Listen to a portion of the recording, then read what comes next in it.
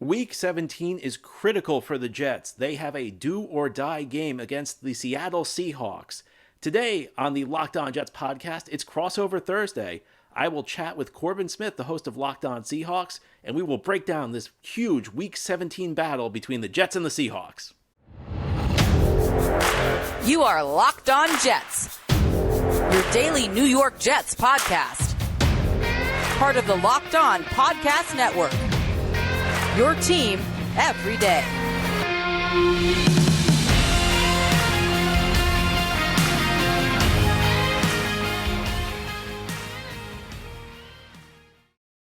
Greetings, 12s and Jets fans. It's time for another Locked On Podcast Network crossover special. Week 17. Hard to believe we're already that deep into the season. 2 games left to play. And the Seahawks and Jets both have plenty to play for, both barely hanging on to their playoff lives, heading into an elimination game at Lumen Field. I'm Corbin Smith, host of the Locked On Seahawks podcast. Joining me for today's crossover, John Butchko of Locked On Jets. We've got a ton to get to. Before we get to our key matchups and our key storylines and everything else we need to dive into for this Week 17 matchup, this crossover special is brought to you by PrizePicks. PrizePicks is so much fun. It's easy to play. No competing with other players, just you versus the projections available. Pick 2 to 5 players. If they score more or less than their PrizePicks projection, you can win up to 10 times your money on your entry. It can be take literally less than 60 seconds to enter. It's that easy. We love PrizePicks, and we know you will too. First-time users can receive a 100% instant deposit match up to $100 with the promo code LOCKEDON. That's prizepicks.com, promo code LOCKEDON. All right, John, this game, there's a lot riding on it for both the Seahawks and the Jets. And I guess I'll ask you first, how was your holidays? It was great, Corbin. I'm in San Diego with family. I think I was in the one place in America where we had nice weather. Family got to dine outdoors Christmas Eve. We had to turn the air conditioner on Christmas Day. It was so hot. So I think relative to everybody else, at least weather-wise, I'm doing well. Unfortunately, on my first night out here, I had to watch the Jets lose Thursday night football to the Jacksonville Jaguars. But aside from that, it was a very nice holiday. And I was telling you before we started recording, I was out here last year as well for the holidays. West Coast football, man, it's amazing. I grew up on the East Coast. I spent my entire life on the East Coast, where you have to wait all morning for the first kickoff, and then by the time Sunday night football's over, you're ready for bed. Whereas out here, you wake up, the games aren't that far. You maybe waited hour or two for the first kickoff. Sunday night football is over. You can, you still have time to do something at night. It's great. It's an amazing experience. West Coast football, West Coast NFL. I wish I had found out about it sooner. Yeah, I grew up in Indiana myself, and I do not miss Eastern time zone just for sports in general. Like, I remember the NCAA tournament games getting done at like 3 a.m, and it was miserable, and you don't have to deal with that living on the West Coast. But the weather's not going to be quite as nice in Seattle on Sunday at Lumen Field as what you're probably experiencing in San Diego. Nonetheless, this is a game with very high stakes. Both Seahawks and Jets at 7 and 8, a game under 500. And really, both teams are trending the same direction. They have not been playing well the last month and a half. The Seahawks losing 5 of their last 6 games. The Jets have really struggled. They've had a number of quarterbacks that have been playing for them. But I'm sure that's the biggest storyline for the Jets going into this game. Zach Wilson's not going to be starting this game. Jets fans throwing confetti in the air. Mike White back in the lineup. Just how big of a deal is that for the Jets going elimination? Imagine saying back in September that we'd be throwing confetti in the air at Mike White is starting a game over Zach Wilson. It's just amazing to me, because at the start of the year, Zach Wilson was the guy for this year, and he was the guy for next year at least. And I've said this on Locked On Jets. If you had told me at the beginning of this season that there was a scenario where the Jets were in the playoff mix, I could have believed you. If you told me there was a scenario where Zach Wilson could be benched, I'd believe you. I'm just not sure I would have believed you that both of these things could happen at the same time. Yeah. It felt like, when you have a second-year quarterback, he can kind of controls the fate of your team, but that's not really the case. Zach Wilson struggled even when the Jets were winning games. They had a 4-game winning streak earlier this season. He played very well in the first game of that streak. He led the Jets to a comeback victory in Pittsburgh, but it's been shaky. I mean, I'm not going to lie to you. It's been it's been up and down, and it's been mostly down. And I think one of the problems with Zach Wilson is when he plays poorly, he just destroys any chance you have of winning. When he plays well, he's just kind of okay. He's a guy who, in retrospect, really should not have been starting as early as he did. He's a developmental quarterback.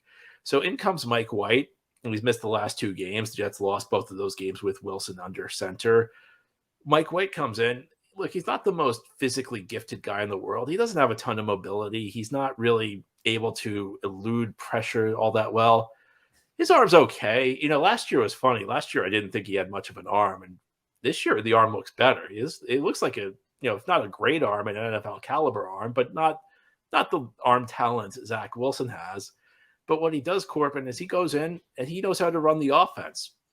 That's one of the biggest reasons Zach Wilson was benched for the Jets is his inability to just get the ball where it needs to go. Offensive coordinator Mike LaFleur, he's Matt LaFleur's brother. He coached under Kyle Shanahan in San Francisco for a number of years.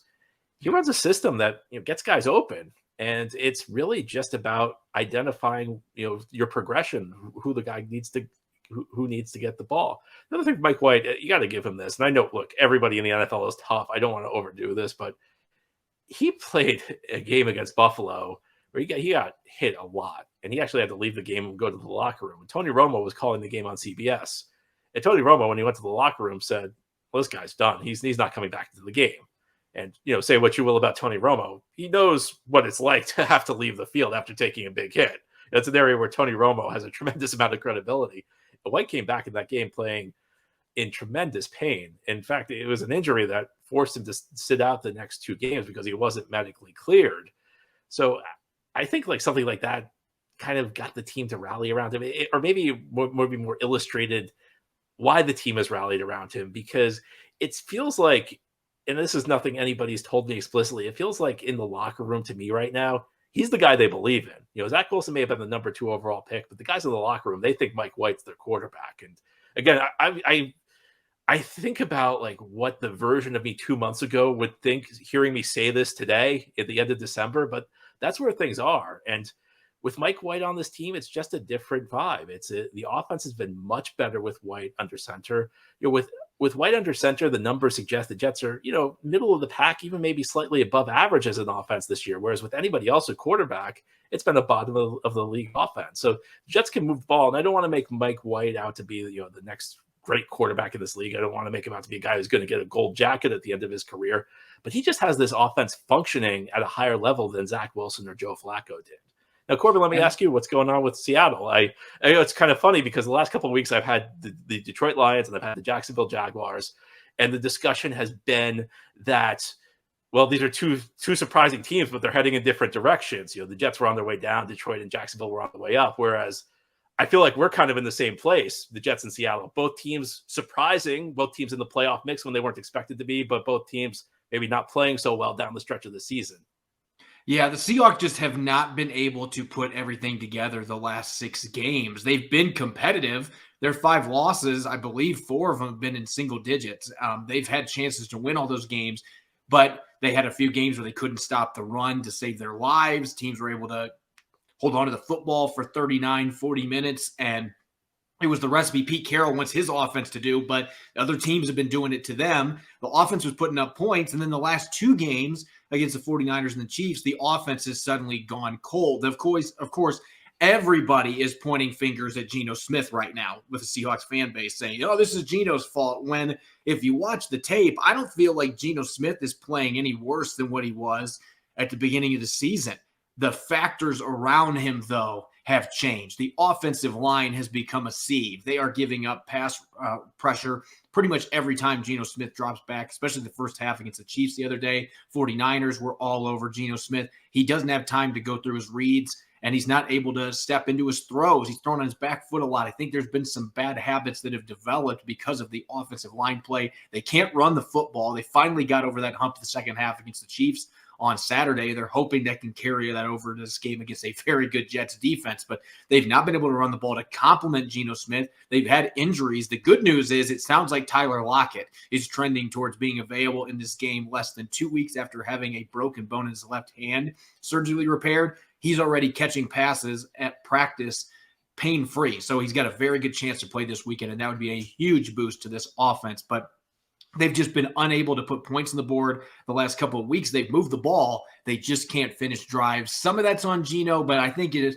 the other factors around him have really prevented him from having the success that he did early in the season. And there's still been some very good plays out there on the field. He just needs a little bit more support. He has been a top 10 quarterback almost all season. Like you said with Mike White, if you would have told me that 3 months ago, hey, Geno Smith's going to be a Pro Bowl quarterback and going to be a top 10 quarterback in the NFL, I would have laughed hysterically because I was higher on him than most people, but I just thought he's going to be a serviceable, maybe 20th overall starter, a guy that you can maybe win some games with as long as he's not turning the football over. He has vastly exceeded all of those expectations, even if his play has leveled off just a little bit the last couple of weeks. He's going to be looking to complete the revenge trifecta. He's already beaten the Chargers and the Giants this year. Now he's got a chance to beat the Jets, which would really cap off what has been a remarkable season for him, reviving his career unlike anybody could have foreseen going into this season.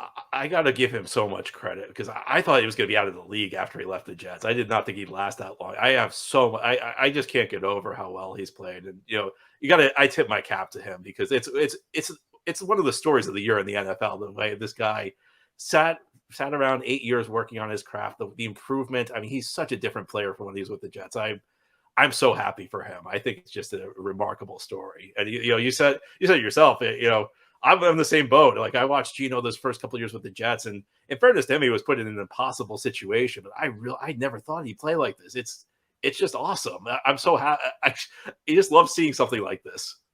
Yeah, and as a Jets host, I'm sure you're hoping that he has another down game this weekend. Yes. Even though you're happy for him. Geno play great week 18. This week, take it a little easy on your former team.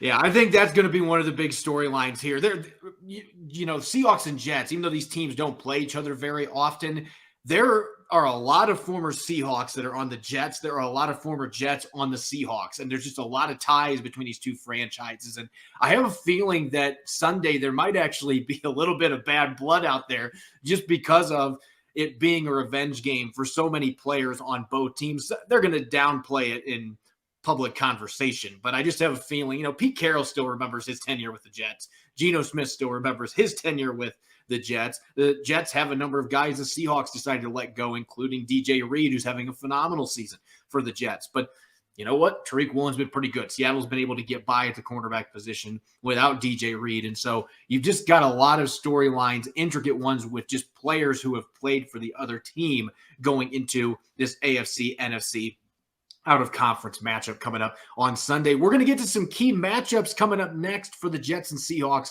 some on offense for the Jets and Seahawks as well as defense. We'll get to those coming up next as we head towards our big game on Sunday. You're listening to the crossover special here on the Locked On Podcast Network. This episode is brought to you by Audible. Audible is releasing a slate of new football podcasts that we're sure you're going to love. That's why you'll be able to find an episode from the league available as a bonus episode on Locked On NFL, narrated by Super Bowl champion and legendary smack talker Richard Sherman, as well as sports broadcaster and rising star Taylor Rooks. The league is an 8-part docuseries about the most bizarre, inspirational, and unlikely stories connected to America's favorite sport, pro football. You won't want to miss these untold stories spanning from the 1940s through the present. Our bonus episode is called The We of the Cowboy, and it is an incredible story of how the 1977 Dallas Cowboys brought in Bruce Lee's protege to teach their defense martial arts, ushering in a new approach to the way the league trained. Each story offers equal parts history, entertainment, and social commentary. Head on over to Locked On NFL for a bonus episode of the league, or catch the full series wherever you get your podcast. It's available now on Audible. Audible, get in the game. You're listening to a crossover special here on the Locked On Podcast Network. I'm Corbin Smith of Locked On Seahawks. Joining me for today's crossover, John Butchko of Locked On Jets. Thanks to all the 12s and Jets fans out there for making Locked On Seahawks and Locked On Jets your first listen 5 days a week. John, this matchup, we've talked about it already. It's a critical one for both of these football teams. Basically, this is an elimination game. If the Seahawks lose, they're not mathematically eliminated, although if the Commanders or the Packers win, their playoff chances are out the window. They can't afford to lose this game. The same goes for the Jets. A 9th loss would all but seal their fate missing the playoffs for another season. It's been a long time since the Jets have been in the playoffs. So clearly, this is one of the most intriguing games going into the weekend, and yet you've got two teams that are both limping going into this game and haven't had a lot of success. Looking at the Jets on offense, what are some matchups that you're focused in on going against this Seahawks defense that's been a roller coaster this season? The one I have my eye on, it's going to be in the slot. It's Elijah Moore against Kobe Bryant. Now, Kobe Bryant's college teammate Sauce Gardner was a top 5 pick by the Jets this year. He's having an outstanding season. The reason I look at that is Elijah Moore, second-year receiver out of Mississippi, having a very disappointing second season. In fact, there was some ugliness back in October where he was upset that he wasn't getting the ball enough. He made a trade request. The Jets deactivated him for a game.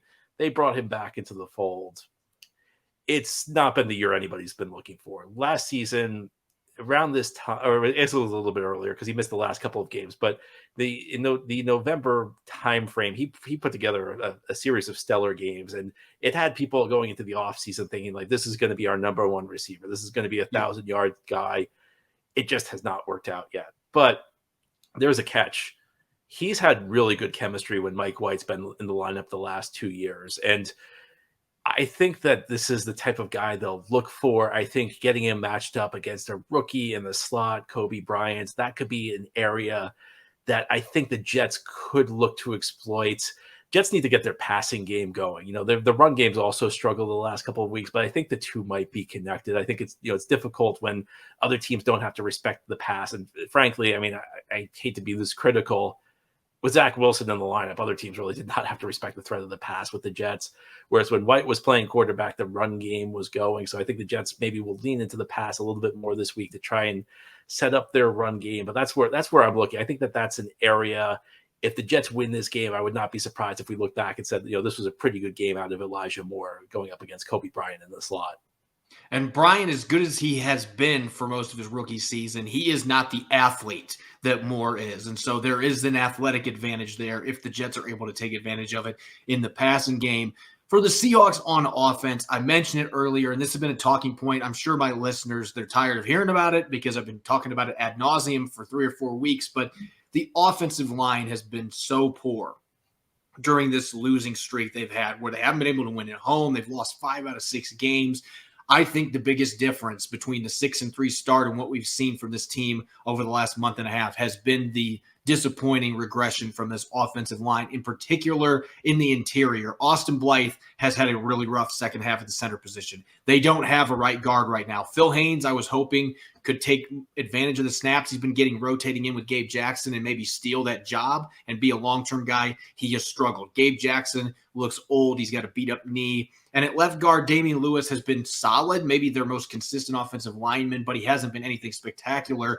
That group has been dealing with a murderer's row of interior rushers, and now they're going to have to deal with Quinnen Williams. And that worries me because Geno Smith, one of the big issues the last couple games, Chris Jones was able to do it this past weekend. The game before, Eric Armstead and a couple of other guys for the 49ers, they were getting immediate interior pressure, and it was giving Geno Smith absolutely no chance to be able to get the football out to his receivers. He took some sacks. He took some big hits. He was throwing off his back foot, made some questionable decisions that he hasn't been making for most of the season. The pressure coming from the interior has really been the number one reason for that. And having to deal with another really talented defensive tackle who's having a great season in Quinnen Williams, that really worries me going into this football game just because of the state of that interior offensive line. I think it's one of the clear areas they have got to address this season.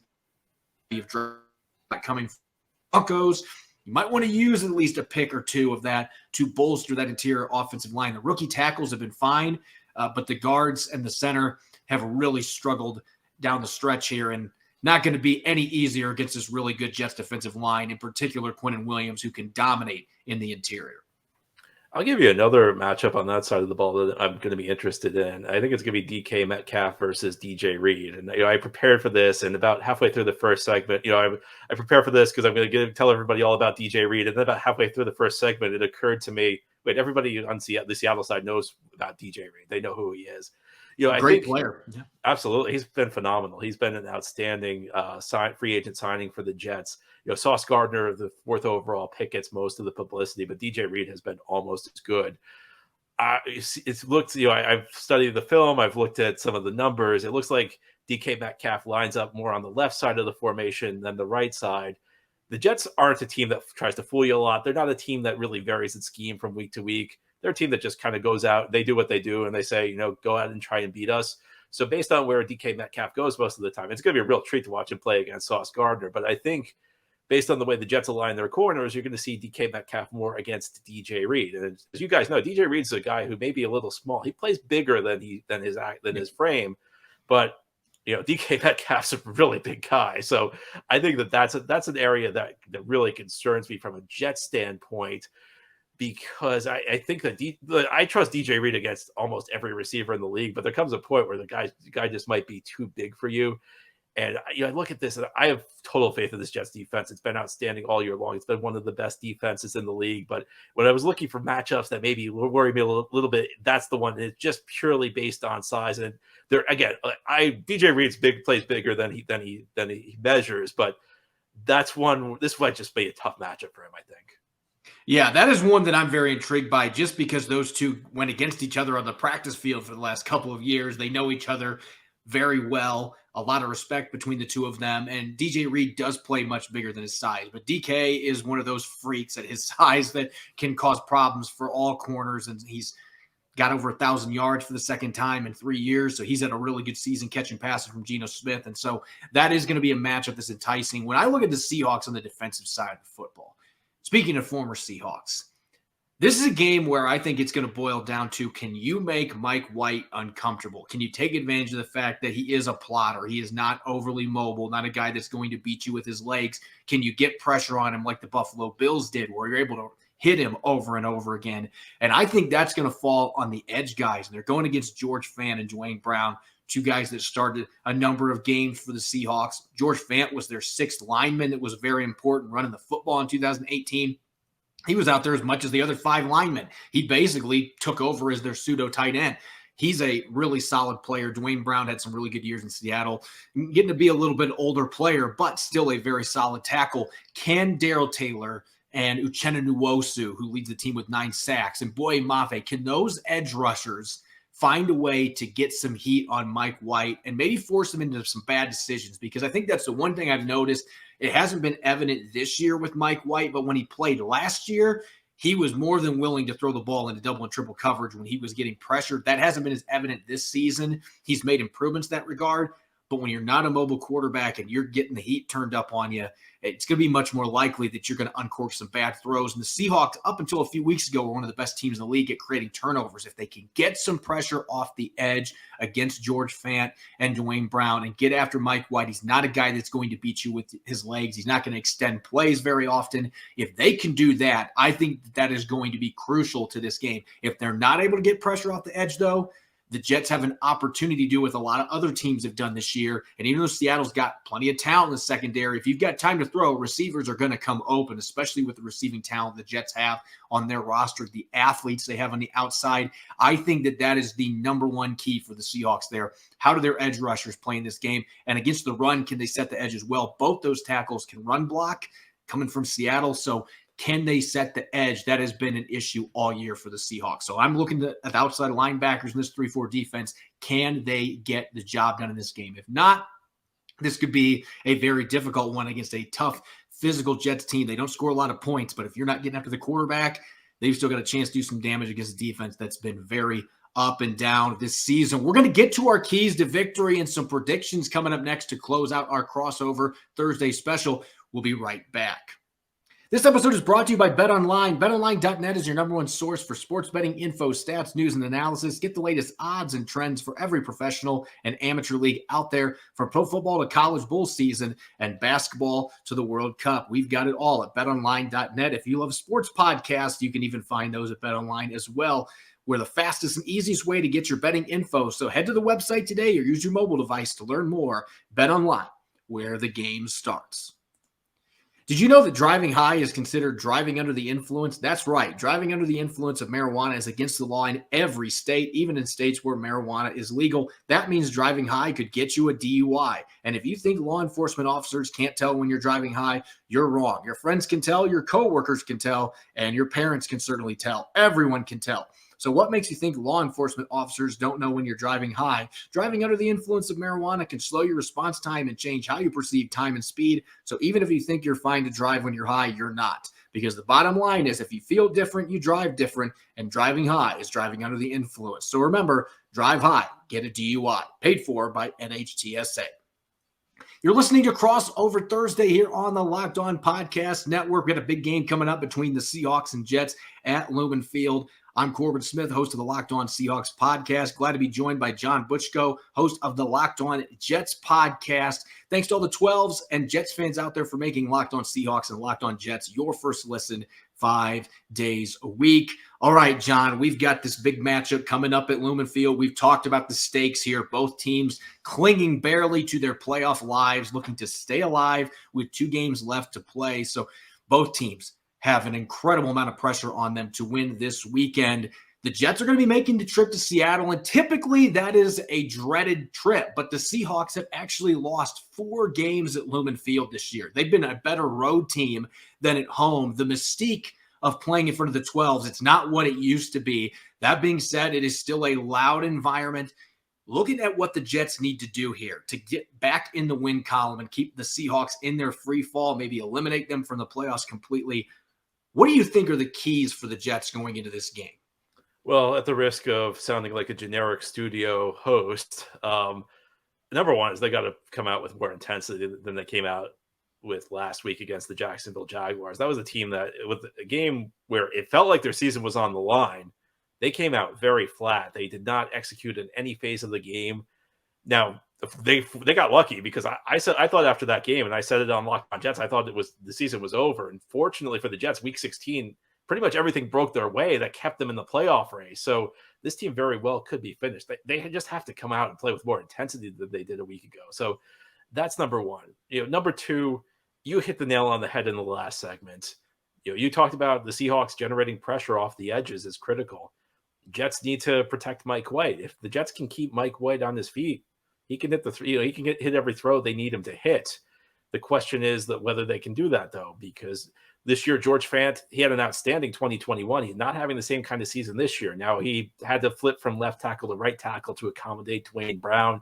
He's also been banged up. I actually had him on Locked On Jets a few weeks ago. He said he was fine. He's been playing hurt, though, this year. I think he's been playing hurt this year. So I think keeping Mike White up is critical because, as I said, the Jets haven't run the ball effectively the last couple of weeks, but I think that's been related to their struggles in the passing game. I think if the Jets are able to hit some passes early on, it could open things up. It could make it a little bit easier to run the ball. And, on defense, just keep doing what you're doing. The Jets have had one of the best defenses in the league this year. So I think that, I mentioned the Reed versus Metcalf matchup that scares me.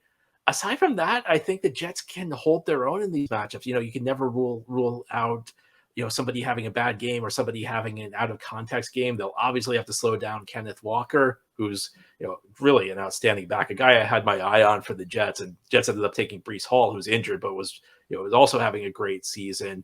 But for the defense, the Jets have been really good. I mean, Jets have given Josh Allen trouble twice. It doesn't really matter who they play. They've done a good job. So I think on the defensive side of the ball, just keep doing what you're doing. I look at the Seahawks going to this game, and I'm going to be real simple on offense. You have got to find a way to stop shooting yourself in the foot, Plaxico Burress style, on offense on first and second down. That has been killer for this football team. On Saturday, they had 18 plays that were not sacks or penalties that went for 0 yards or less on first and second down. It is really hard to put together a solid day on offense when you are getting stuffed on first and second down at that frequency. And that has been a problem for this football team throughout this slump where they've lost 5 out of 6 games. So can you find a way to carry over that run game that you got going in the second half against Kansas City? Kansas City is not the Jets in terms of defense. The Jets are a much stouter defense overall. They're better against the run, much better in the scoring department.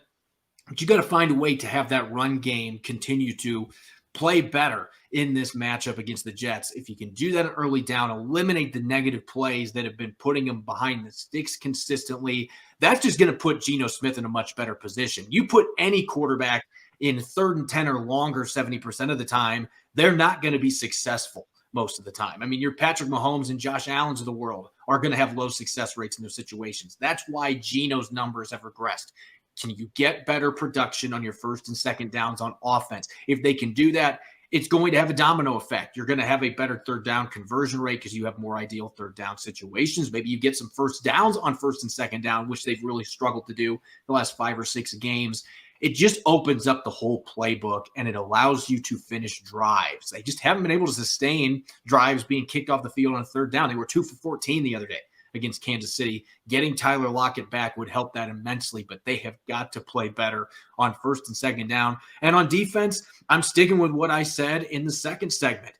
To me, this boils down to the pass rush. Tariq Woolen and Mike Jackson on the outside have both had a really solid season, particularly Woolen. I'm not worried about them being able to cover the Jets receivers necessarily, but if Mike White has time in the pocket, it's not going to matter. The Seahawks can't turn up the heat on a quarterback that isn't mobile, is not going to be a threat with his legs, and they're able to make him uncomfortable, speed his clock up a little bit, maybe force him into some bad throws. If they can't make that happen, and they've been so up and down rushing the passer this year, if they have a down game in that regard and they're not able to take advantage of some of the injuries the Jets have had in their offensive line, I think that that is truly the biggest difference maker. If they can get consistent pressure, I like their chances of being able to create a few turnovers, and at home, that should be able to catapult them to a victory against a team that doesn't score a lot of points. But if they allow the Jets to have a bunch of prolonged drives and finish them, it's going to be a long afternoon, especially playing against a Jets defense that doesn't give up a lot of points.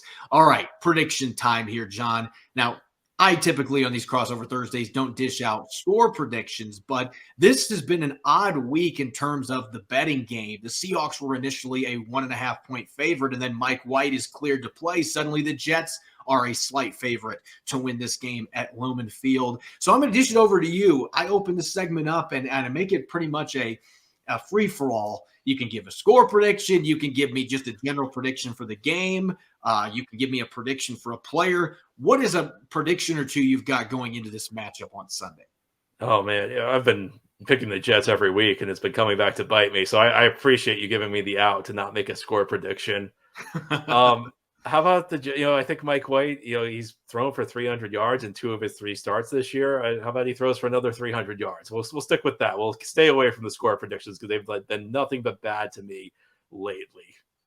And if Mike White does that, it'll be almost 70 more passing yards than Patrick Mahomes had against the Seahawks last week. So as bad as this defense has been, their pass defense has been decent most of the season. They have given up some explosives. There's been a few games they've given up 300-plus passing yards, but this is certainly a game where maybe that changes if the Seahawks load up trying to stop the run and the Jets take advantage of it with the speed they have on the outside. I'm going to make a prediction that's going to stun some of the listeners here for both teams probably, but I think that there are going to be more quarterback hits than total points scored in this game. I think the Seahawks are going to be able to get after Mike White, and unfortunately, I think that the Jets are going to have no problem getting after Geno Smith, who was a second-round pick for them back in 2013. I'm not worried at all about the Jets being able to find their way back there. So I don't know what that tally looks like in the end, but I think both teams are going to dish a lot of punishment on their quarterbacks. And I don't think that there's going to be a lot of points scored in this football game. With the way Seattle's offense has been playing, the Jets are not an offensive juggernaut either. I just think this is going to be a low-scoring affair where any turnovers that happen are going to be magnified because teams are not scoring a lot of points. And I think it's in this match. The games actually excite me if that's how it plays out at Lumen Field. Well, Corbin, I got to give us credit. You did not hear Vinny Testaverde once from me, and I didn't hear anything about Brett Favre in the snow from you. These teams play in December. They play some infamous games, don't they? Oh God, yeah. Well, this is going to make it the Seahawks. The Jets are the only team that they have played in every month in the regular season calendar.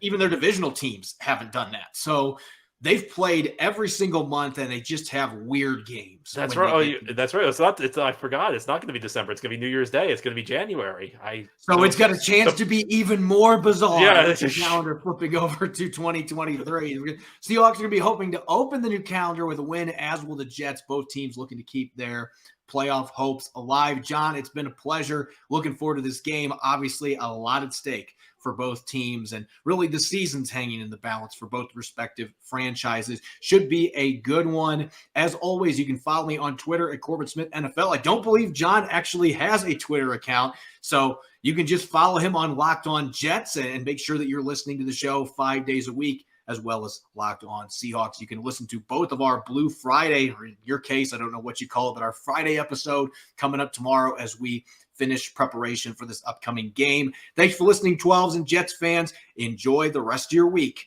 Go Hawks, go Jets.